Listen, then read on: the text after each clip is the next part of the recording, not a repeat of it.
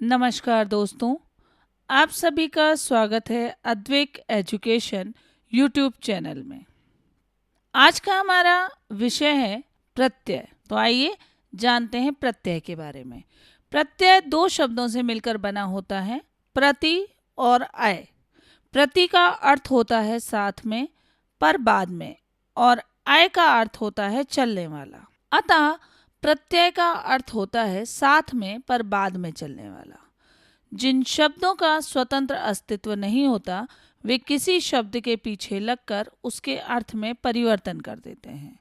जैसे समाज धन एक सामाजिक, सुगंध धन इत सुगंधित, भूलना धन अक्कड़ भुलक्कड़, मीठा धन आस मिठास, भला धन आई भलाई। उपरोक्त शब्दों में एक, इत, अक्कड़, आस और आई शब्दांश प्रत्यय हैं। प्रत्यय की परिभाषा: जो शब्दांश शब्दों के अंत में जुड़कर अर्थ में परिवर्तन लाए, प्रत्यय कहलाते हैं।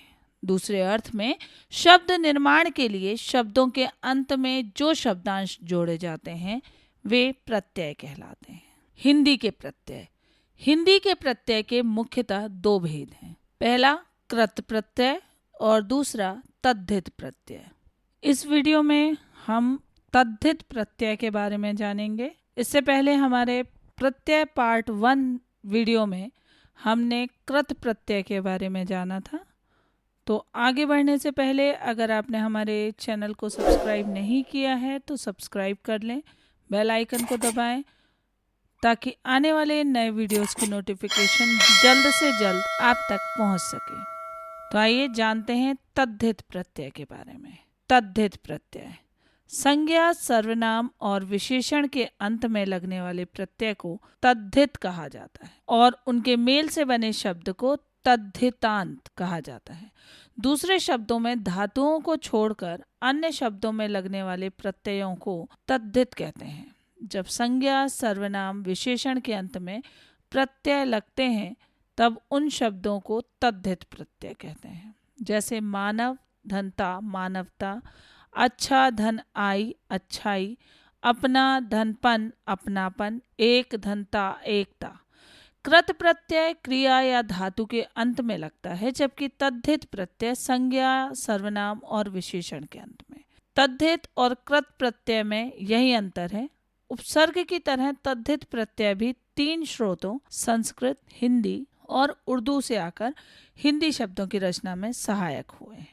तो आइए अब जानते हैं तद्धित प्रत्यय के भेद।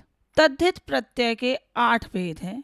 पहला है कर्तवाचक तद्धित प्रत्यय, दूसरा है भाववाचक तद्धित प्रत्यय, तीसरा है संबंधवाचक तद्धित प्रत्यय, चौथा है गणनावाचक तद्धित प्रत्यय, पांचवा है गुणवाचक तद्धित प्रत्यय, छठा है स्थानवाचक तद्धित प्रत्यय, सातवां है ऊनवाचक तद्धित प्रत्यय और आठवां और आखिरी है सादृश्यवाचक तद्धित प्रत्यय। तो आइए अब एक एक करके इनके बारे में जानते हैं। तो सबसे पहले कृतवाचक तद्धित प्रत्यय। जिन प्रत्यय को जोड़ने से कार्य को करने वाले का बोध होता है उसे कृतवाचक तद्धित प्रत्यय कहते हैं। अर्थात जो प्रत्यय संज्ञा, सर्वनाम तथा विशेषण के साथ मिलकर करने वाले का या कृतवाचक शब्द को बनाते हैं उसे कृतवाचक तद्धित प्रत्यय कहते हैं। दूसरे शब्दों में कर्ता का बोध कराने वाले प्रत्यय कृतवाचक तद्धित प्रत्यय कहलाते हैं। संज्ञा के अंत में आर, इया, ई, एरा, हारा इत्यादि तद्धित प्रत्यय लगाकर कृतवाचक तद्धितांत संज्ञाएं बनाई जाती हैं। जैसे जुआ धन आरी जुआरी, पान धन बाला पान वाला, पालन धन हार पालनहार, चित्रधनकार चित्रकार आदि। दूसरा है भाववाचक तद्धित प्रत्यय। इस प्रत्यय में भाव प्रकट होता है। इसमें प्रत्यय लगाने की वजह से कहीं कहीं पर आदि स्वर की वृद्धि हो जाया करती। जो प्रत्यय संज्ञा तथा विशेषण के साथ जुड़कर भाववाचक संज्ञा को बनाते हैं उसे भाववाचक तद्धित प्रत्यय कहते हैं। दूसरे शब्दों में भाव का बोध कराने वाले प्रत्यय भाववाचक तद्धित प्रत्यय कहलाते हैं। संज्ञा के अंत में आ, आयंध, आई, आन, आयत, आरा, आवट, आस, आहट, ई, एरा, औती, त, ती, पन, पा, स इत्यादि तद्धित प्रत्यय लगाकर भाववाचक तद्धितांत संज्ञाएं बनाई जाती हैं। जैसे बुलाव धन आ बुलावा, ऊंचा धन आई ऊंचाई, चौड़ा धन आन चौड़ान, अपना धन आयत अपनायत, छूट धन आरा छुटकारा आदि। तीसरा है संबंधवाचक तद्धित प्रत्यय। ऐसे प्रत्यय जिनके लगने से संबंध का पता चलता है उसे संबंधवाचक तद्धित प्रत्यय कहते हैं। इनमें कभी कभी आदि स्वर की वृद्धि हो जाती है।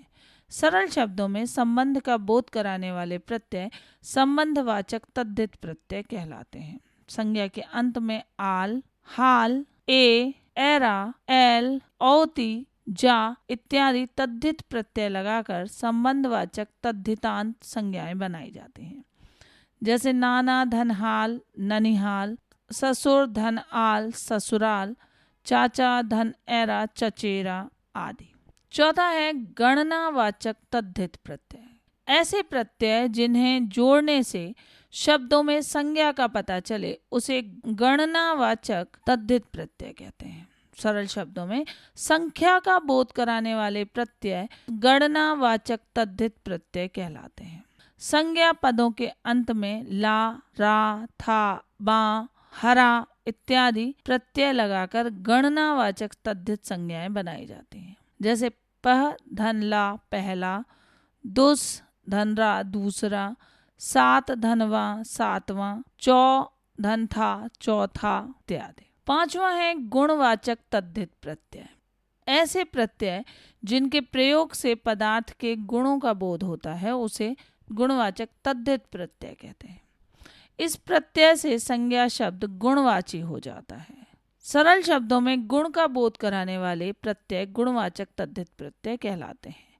संज्ञा के अंत में आ, इत, ई, ईला, बान इन प्रत्ययों को लगाकर गुणवाचक संज्ञाएं बनाई जाती हैं।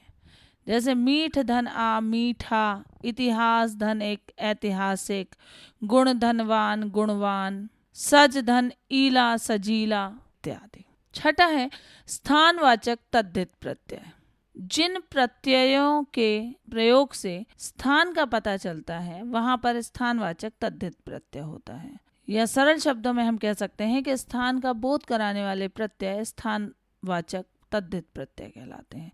जब संज्ञा के अंत में ई, बाला, इया, तिया इन प्रत्ययों को लगाकर स्थानवाचक संज्ञाएं बनाई जाती हैं। जैसे जर्मन धन ई जर्मनी, चाय धन बाला चाय वाला, जयपुर धनिया जयपुरिया इत्यादि। सातवां है ऊनवाचक तद्धित प्रत्यय। जिन प्रत्यय शब्दों से लघुता, प्रियता, हीनता का पता चलता हो उसे ऊनवाचक तद्धित प्रत्यय कहते हैं। दूसरे शब्दों में ऊनवाचक संज्ञाओं से वस्तु की लघुता, प्रियता, हीनता आदि के भाव व्यक्त होते हैं। संज्ञा के अंत में जब आ, इया, ई, ओला, क, की, टा, टी, डा, डी, री, ली, वा, सा इन प्रत्ययों को लगाकर ऊनवाचक संज्ञाएं बनाई जाती हैं। जैसे ढोल धन क ढोलक, खाट धनिया खटिया, बच्चा धन बा बचवा, ठाकुर धन आ ठकुरा इत्यादि। अब है आठवां और अंतिम सादृश्यवाचक तद्धित प्रत्यय। ऐसे प्रत्यय जिन्हें जोड़ने से बने हुए शब्दों से समानता का पता चले उन्हें सादृश्यवाचक तद्धित प्रत्यय कहते हैं। दूसरे शब्दों में समानता या समता का बोध कराने वाले प्रत्यय सादृश्यवाचक तद्धित प्रत्यय कहलाते हैं। संज्ञा के अंत में सा, हरा इत्यादि प्रत्यय लगाकर सादृश्यवाचक संज्ञाएं बनाई जाती हैं। जैसे सुन धन हरा सुनहरा आदि। हमारे साथ इसी तरह बने रहने के लिए बहुत बहुत धन्यवाद।